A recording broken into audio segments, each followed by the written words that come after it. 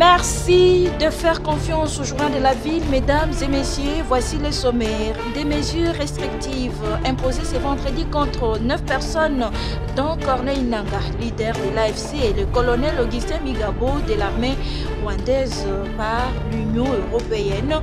Ils sont accusés d'être responsables et d'actes qui constituent des graves violations et atteintes aux droits de l'homme et à la base de l'insécurité et l'instabilité dans l'Est de la République démocratique du Congo. L'élection et l'installation du bureau définitif du Sénat prévu pour les 3 août prochains. L'annonce a été faite ce vendredi 26 juillet au cours de la plénière par le bureau provisoire du Sénat. Début ce vendredi 26 juillet à Paris des Jeux Olympiques. La République démocratique du Congo est représentée par ses 6 athlètes dans différentes disciplines, le judo, la boxe, l'athlétisme et la natation. C'est tout pour les sommaires, mesdames et messieurs. Encore une fois, bienvenue dans ce journal.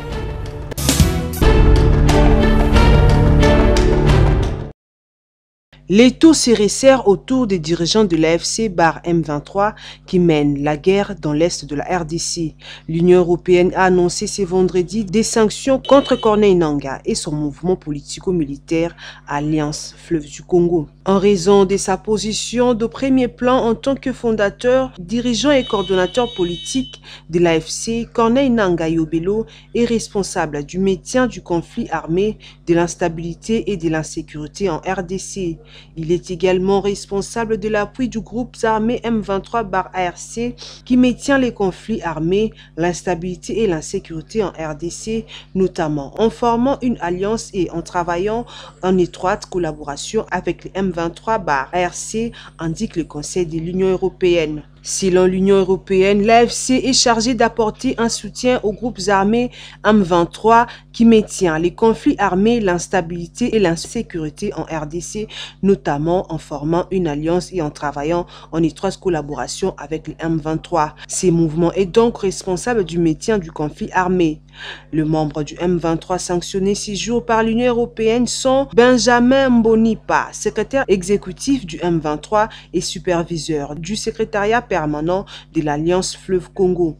Ces sanctions de l'Union européenne tombent au lendemain de celles des États-Unis qui ont ciblé l'Alliance Fleuve Congo et ses dirigeants ainsi qu'un autre groupe armé affilié actif au Sud Kivu. Parmi ces personnes figure également le colonel Augustin Migabo de l'armée rwandaise.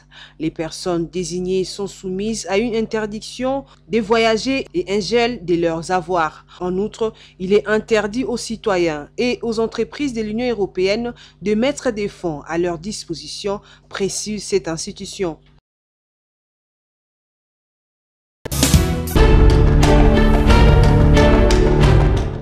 Il n'y a pas de guerre entre FDLR en République démocratique du Congo. Il n'y a pas de guerre au Congo parce qu'il y a la haine ethnique.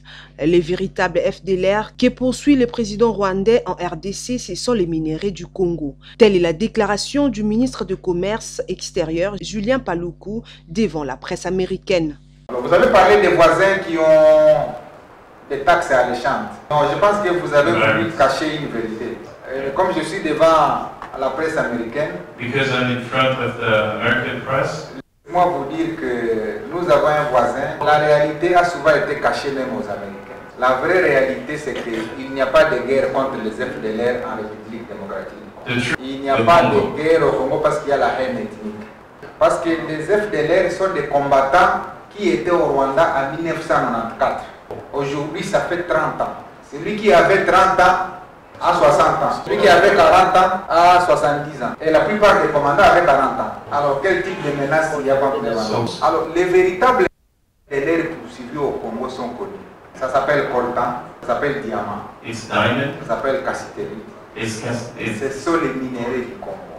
Les FDLR que poursuit le président rwandais en République démocratique. On ne vient pas mentir aux Américains qu'il y a un problème entre le Rwanda et la RDC. C'est la recherche de l'exploitation minière parce qu'en 1994, le Rwanda exportait 40 tonnes de coltan. Aujourd'hui, le Rwanda exporte plus de 2000 tonnes de coltan sans avoir un seul gisement minier. Et vous voyez, un continent comme le continent européen l'Union européenne signe un MOU avec le Rwanda pour l'exploitation des matières premières. Ce qui est étonnant, des images du Rwanda présentées au monde. Mais là n'est pas la question. Sur cette matière, on passera la nuit. La guerre qui se passe à l'est du Congo, c'est une guerre économique. Pas que le monde entier I glad that the word is catching up. à partir de cette conférence de presse, les Américains vont aussi le comprendre et ils ne seront plus roulés dans la farine.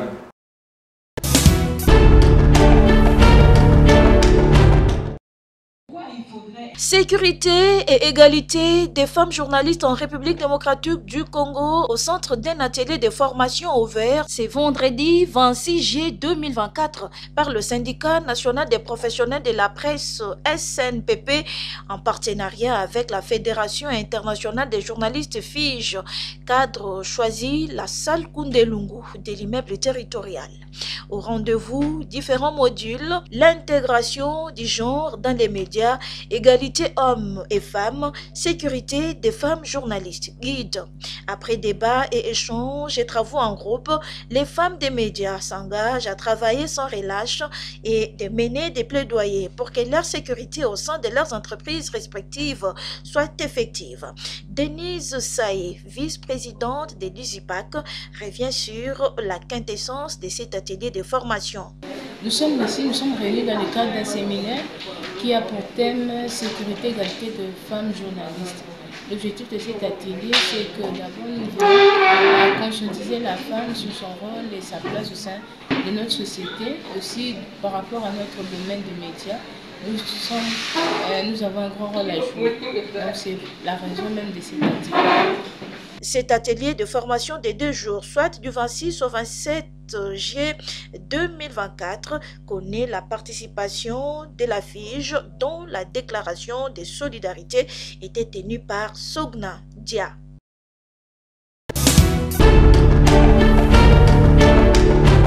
Les dynasties politiques. Évaluation du processus électoral en République démocratique du Congo. Après la tenue des élections de décembre 2023, les participants à cet atelier se sont réunis autour d'une table en vue de cogiter et de réfléchir sur le travail réalisé par la centrale électorale, mais aussi d'apporter des pistes de solutions sur ce qui n'a pas marché lors de ces scrutins. Sans détour, sans embâge ni faux fouillon, l'assistance a abordé avec lucidité et impartialité les péripéties ayant entouré l'organisation de ces élections, laquelle pousse plusieurs à exiger, au regard des réalités vécues, la démission des membres du bureau de la CENI. Les hommes intègres, si nous sommes réellement les Congolais, si nous ne sommes pas complices de ce qui tue notre pays, nous devons nous remettre en cause. Parce que ce n'est que la rémission en cause qui peut permettre aussi que les choses puissent évoluer. Mais nous avons la nette impression que les gens de la CENI sont les membres de l'Union sacrée. Pour eux, ils ont organisé un autre date électoral et leur camp a gagné. Le reste, c'est de pouvoir seulement gérer l'opinion afin de préparer encore leur coup à la prochaine élection. Ce que nous ne leur permettrons pas.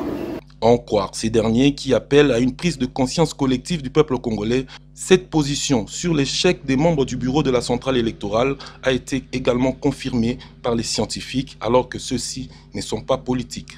L'opinion doit retenir que les élections étaient mal organisées car ça a été démontré par les scientifiques. Parce que les scientifiques, eux, ne sont ni candidats, ni de la majorité, ni de nous les résistants. C'est pourquoi je rentre avec un sentiment de fierté de voir que dans mon pays, les intellectuels, l'élite est en train de prendre conscience face à une mauvaise foi manifeste de la CENI qui a tout orchestré pour bâillonner notre peuple dans le dos pour des intérêts égoïstes. Et aujourd'hui, ils doivent porter la responsabilité des dégâts que la classe politique qu'ils ont mis en place est en train de commettre dans notre pays. Et aujourd'hui, le peuple doit retenir que son élite est en train de prendre conscience. Ça, c'est la plus grande chose qui m'a intéressé. Pour rappel, plusieurs thématiques ont été également développées au cours de ces assises, lesquelles ont porté notamment sur les réformes sérieuses à entreprendre dans les jours à venir, les regards croisés rétroprospectifs, ainsi que les problèmes et pistes de solutions.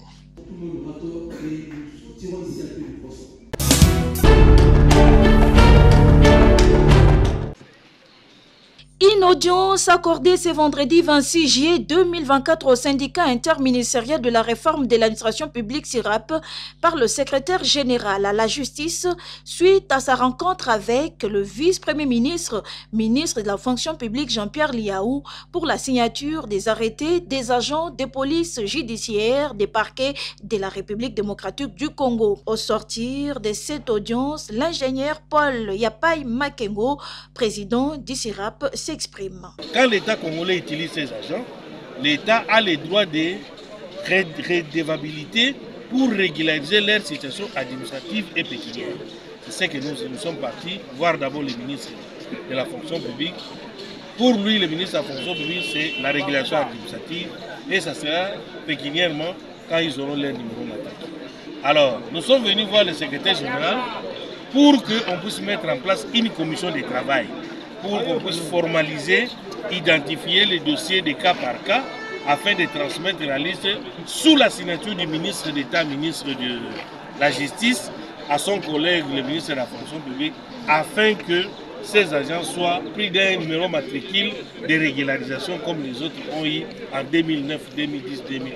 La réponse du secrétaire général à la justice au SIRAP était claire quant à cette démarche en faveur des agents de police judiciaire des parquets. Comme le syndicat a pris en compte la situation, il a présenté ses sincères remerciements de cet accompagnement. Et la semaine prochaine, nous allons mettre la commission en place pour que nous puissions travailler et envoyer les documents au ministère de la Justice. Une occasion pour le président du SIRAP de demander aux agents de la police judiciaire des parquets d'être calmes. Je leur demande d'être patients et de prier notre Dieu. Comme nous avons pris leur dossier en main pour régulariser la situation, comme d'habitude, le syndicat SIRAP, quand il prend le dossier, il amène ça jusqu'au bout pour qu'ils puissent arriver à trouver les solutions. Il faut rappeler que ces agents de police judiciaire des parquets sont au service de l'État depuis 5, 15 et 20 ans.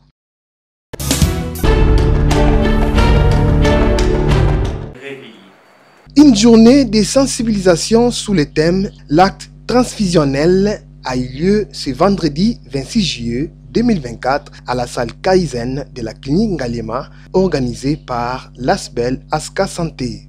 Cette journée scientifique a connu la participation de plusieurs professionnels de la santé, entre autres médecins et infirmiers. Objectif, conscientiser les acteurs qui œuvrent dans ce secteur sur une assistance médicale bien assainie. Pour bien décortiquer ces thèmes, 3 intervenants, dont le docteur Matanda et ses 2 assistants, ont pu émerveiller l'assistance avant le jeu des questions et réponses. Il est question aujourd'hui d'aborder une question phare dans la pratique courante des médecins, en l'occurrence l'acte transfusionnel. C'est un acte qui est avant tout médical avec une lourde portée.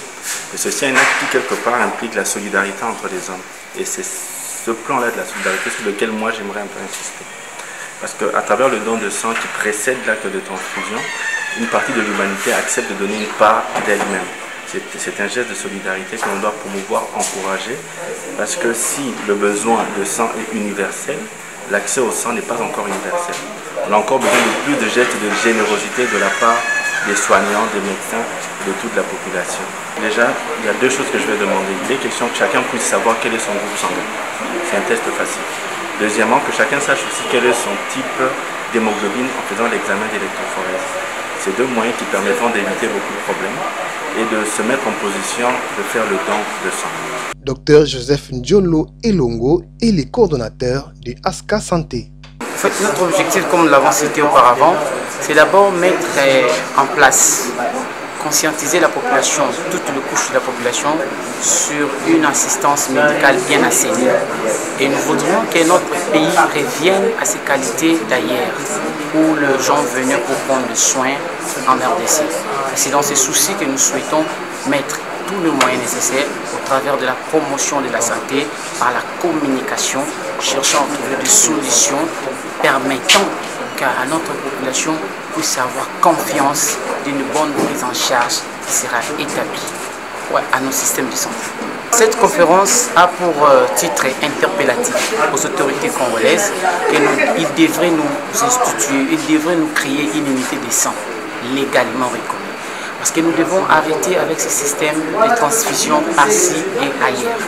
Donc, dans nos différents centres de santé où il n'y a pas même le certificat de permis pour transfuser.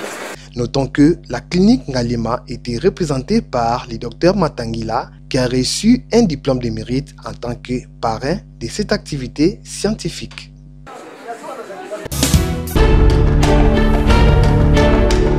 Les constructions des rocades sud-est et sud-ouest de la ville de Kinshasa sont effectifs. Plusieurs engins de la firme Cisco SA et ses sous-traitants ont envahi les zones inoccupées du tracé et procèdent actuellement au dégagement des emprises et autres terrassements. Sous la conduite de l'ingénieur Ludovic Lemandi, chef de mission de l'Agence congolaise de grands travaux sur ce projet, ce mardi 23 juillet, nos reporters ont eu accès au site.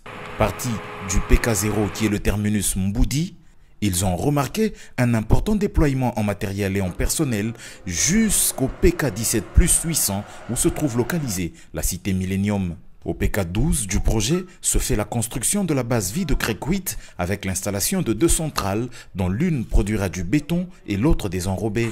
Pour faciliter le trafic sur ce tronçon, un ponceau de type Bélé triple simple a été jeté sur la rivière Mfouti au PK12 plus 900. Au PK13 plus 400 se font des travaux de terrassement sur la voie de déviation en vue d'obtenir un rayon de courbure adéquat. Et au PK15 plus 500, ce sont d'autres travaux de terrassement qui se pratiquent.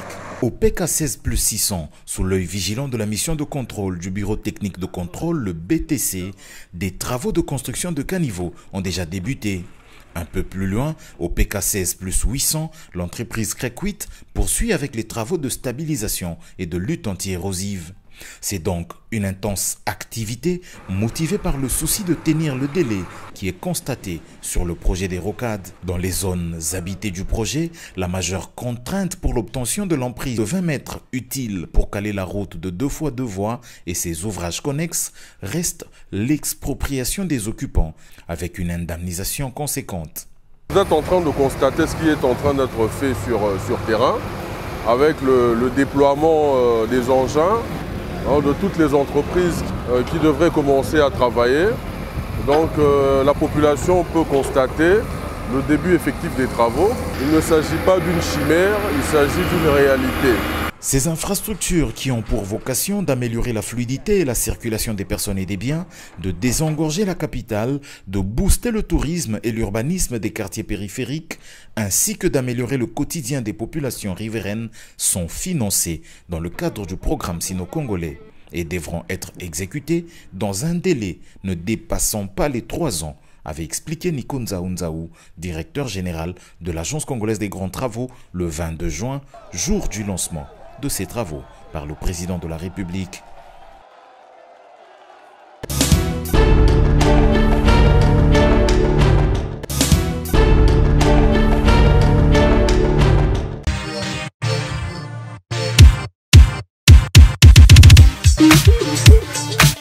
Quinoises et quinoises, vous qui aimez vous habiller classe et chic lors de vos événements, voici pour vous une seule adresse, boutique d'habillement Bedelium.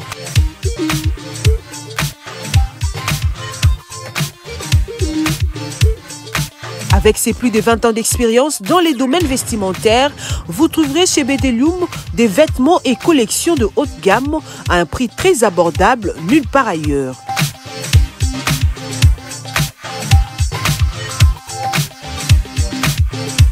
Des robes soirées, costumes pour hommes, cravates, chaussures hommes et femmes, des montres, ceintures, des pantalons tissus et jeans de très bonne qualité pour vous rendre sublime. Nous sommes aussi dans la parfumerie. Nous vous offrons de parfums de marque pour vous sentir bon. Notre adresse, trouvez-nous sur l'avenue des Écuries numéro 3 à Kitambo Magasin, référence Kin Marché et Hôtel Malébo. Chez Bedelium, bon chic, bon genre.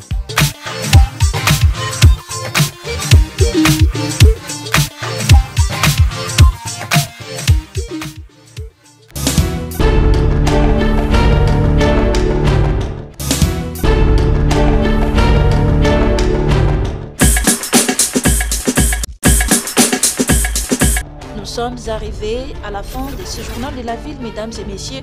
Merci de l'avoir suivi. Le prochain rendez-vous est fixé pour ce samedi avec le même plaisir.